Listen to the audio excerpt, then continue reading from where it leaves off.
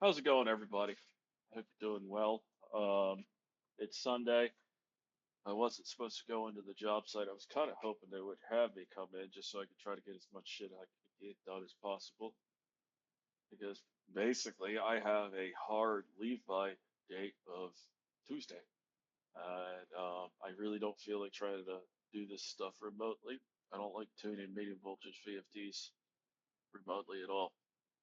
So the other day, and I made a tweet about this, but like I really want to put in more into words exactly why this tweet, I don't know, I guess triggers me or whatever. So like usual, Pat's replying to trolls, and of course one of Pat's trolls mentions, of course, the gentleman that adopted Pat's daughter and raised her and tragically died. Must have been horrifying for her to lose her father, his daughter. And of course, Pat has to respond to the troll. No, stalker, he was a thief, a traitor, and a liar, and nothing else. That is why your life is already over. Enjoy prison. I really don't get why Pat feels the need to reply like this, because at the end of the day, the only person that he's possibly going to get an emotional response out of is his daughter, his biological daughter. Um, So I had a friend of mine, or I guess close colleague. I generally don't have friends, just because of my personality disorder. And me and him worked a lot of jobs together with our old company. He left my old company probably about 3 years, maybe 2 years before I got let go by my company, just rather recently. And we'll call him Gus. And I remember Gus ended up hooking up with this woman who already had two kids. And I remember my limited interaction with her resulted in me advising Gus, hey man, don't put your dick in crazy. It was very strange. She just showed up in the middle of Alabama at a steel mill site at our hotel. And like somehow she knew Gus from, I think, high school or something. Gus grew up in a pretty swanky, rich area of South Carolina. And my impression right away was she was fucking bonkers.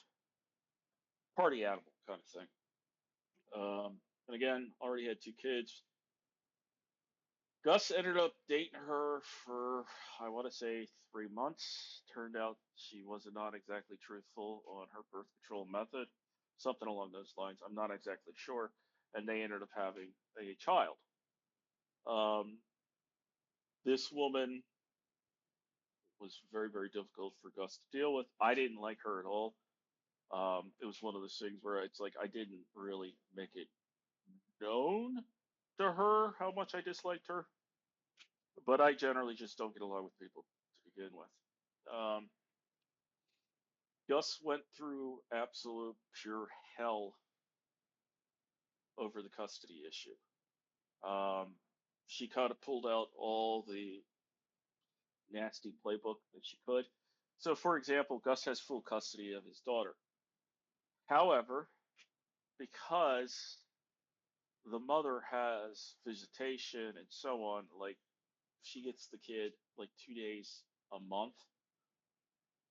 She did this really shitty thing where she quit her job and she had her house put back into her parents' name. She comes from money. Um, that way, she could basically claim that she's destitute, even though she's perfectly capable of working. And somehow, even though Gus has 100% custody of the child, Gus has to pay her child support, which makes no fucking sense to me whatsoever. Chances are this woman is worth more money than me and Gus combined. It's the kind of shitty thing that rich people can fucking do. Um, she dragged out the whole legal proceeding for as long as fucking possible.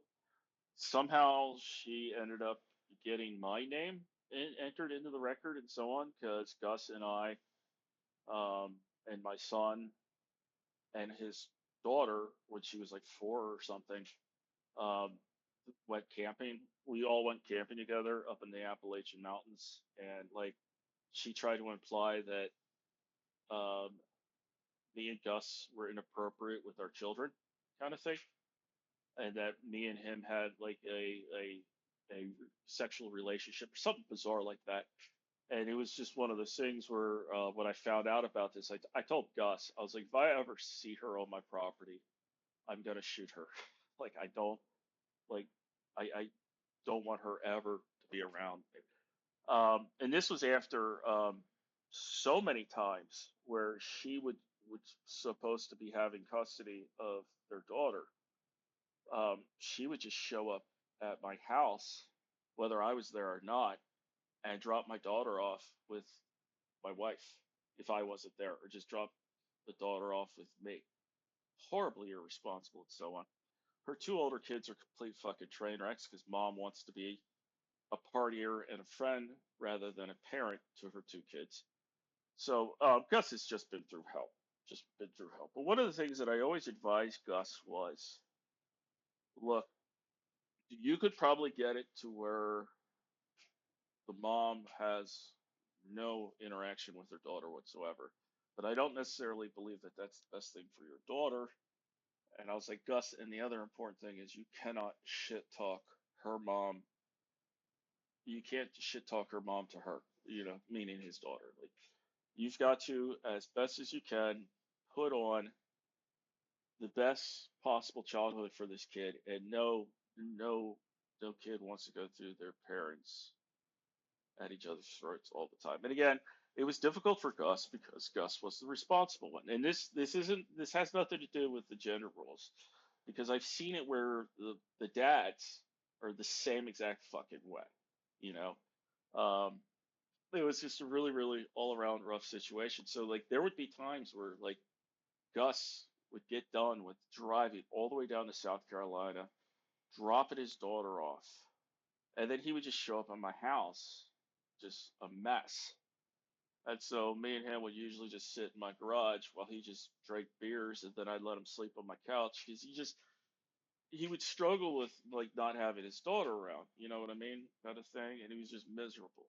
It just even just for like 48 hours for a weekend kind of thing. With what Pat is doing, it's so bizarre to me. Just so flippant bizarre to me because the only person, like I said before, he's going to get an emotional response out of it will be his daughter if she ever bothers to look him up. And of course, Pat being Pat does all of this publicly. He airs out all of his dirty laundry, all of his dysfunctional family dynamics, and so on. And again, I think Pat has this notion in his head, like Hollywood, that one day his daughter, as a young adult, is going to look him up, show up at his front door, and the hatchet is going to be buried. And that's not what's going to happen. I know exactly what's going to happen because I am completely estranged from my biological parents. Now, granted, my childhood is like something out of a fucking horror movie. There are serial killers that had better childhoods than me. At the end of the day, however, I ended up having to contact my parents primarily because I had to know their medical history. This was when I was getting separated from the military, and one of the doctors in the VA system was like, you need to find out, like, especially for your father, if he has like prostate issues and stuff like that, if there's a history of heart disease in your family, and so on. And I really didn't want to do this. And then as soon as I tried to start talking to my mother over the phone, it turned into just a fiasco because that's just the way my parents were. Like my mother to this day is completely in denial about how her and my father just screwed up me and my siblings so horribly. Chances are that's exactly what's going to happen with the daughter. She's going to reach an age where she has to start doing medical screening and stuff. Well, you just hit an age where you have to start worrying about getting physicals and so on. And her primary care physician is probably going to ask her what's her family background. And she's going to bring up the fact that her dad died at a very relatively young age, of a heart attack. And when they start talking about it, Then she's going to be like, oh, wait, no, well, he's not my biological father. He's my father, but not my biological father. And the doctor's going to go, well, what about your biological father? Do you know him? Do you have access to him? Yeah, he's still around. I guess I could, talk to him. And the doctor's going to be professional about it because the VA doctor was very professional with me. Like he could tell I didn't want to talk to my parents, but he was like, "Look, I'm not telling you to bury the hatchet or whatever. What I am telling you though is for your own medical history or for your own medical benefit, you need to know what the medical history of your family is, kind of thing." And knowing Pat, chances are what's going to happen is what happened with me is where his daughter is going to try to be very, very professional about this. Be like, look, I just need to know if you have any kind of medical issues. And knowing Pat, because again, this is exactly what my mother did. It's going to turn into a very rapidly into a whole. Well, we need to renegotiate. We need to rewrite history. We need to, uh, it's going to be a mess. And Pat will not be able to stop himself from shit talking her father. I would imagine that this phone call is going to take about 15 minutes. But again, it really drives home the point to me. The fact that Pat feels comfortable with tweeting something like this out tells me that Pat has no friends. He has no friends. He has no friends. If Pat had anyone close to him and they just heard him like talking like this, let alone broadcasting this out to the world, if he had a friend, they would have pulled him aside and be like, "Yo, dude, what the fuck are you doing? Why are you you know, sending this out to the world for your daughter to see? Like, put yourself in her shoes. How is she supposed to respond to this? You know, you're shit talking her father, who relatively recently passed away. It's got to be painful and difficult for her. What the fuck is wrong with you?" Pat doesn't have anyone like that because Pat has pushed everyone away. Um, I would have given my right arm to have been adopted and not age out of foster care. Like, I really don't think Pat recognizes how much of a prick and how much of it he's documented. And I get that he has to respond to trolls and shit. I get that, but at the end of the day, when he puts out something this hateful, this negative, this just fucking mean, it's not directed at his. He thinks he's directing it at his trolls, but I guarantee you that Sex Pest Kelly Lee, I have no idea what that's a reference of, doesn't give a shit. Doesn't give a shit because what he cares about is Pat doing what he just ends up responding and doing, which is shit talking the man that raised his daughter. It's insane. It's utterly insane. He is an asshole through and through, and unfortunately, way too many deadbeats are like this. Pat is the worst kind of deadbeat father to have because he's not a ghost. At least if he was a ghost, it'd be easy for his daughter to never run into any of this shit. Pat is one of those guys that has to constantly correct the effort and so on. Um, and again, like I guarantee you, what will end up happening is this happens with a lot of deadbeat parents. They reach a certain age where the kid that they should have been involved with and raising starts reaching milestones. I guarantee you, Pat's going to try to show up at her high school graduation or something like that, or at her wedding. Like, especially the wedding, Pat, don't expect to go to that wedding. I guarantee you won't be invited. You will not be invited. Pat's probably going to show up at the wedding with the keys to his Mustang and be like, "Baby, I got you a gift." It's like,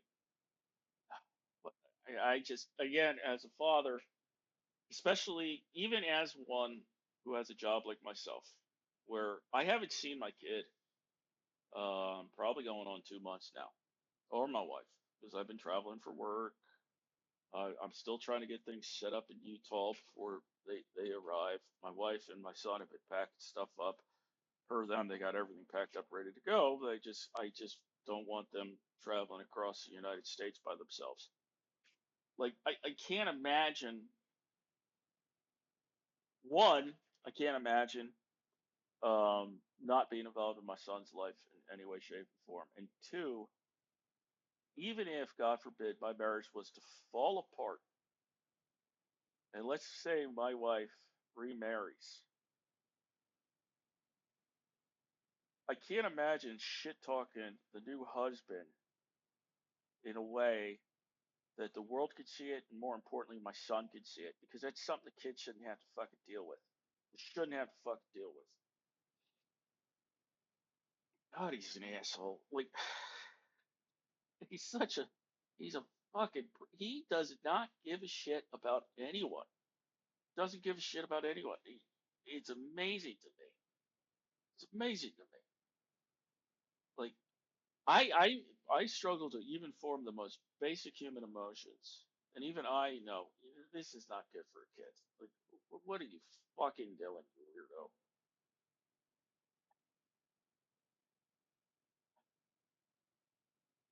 I just, yeah, I don't get them. But anyway, I'm just saying, I just made this quickie little thing because I am bored in a hotel room. So y'all take care. Ciao.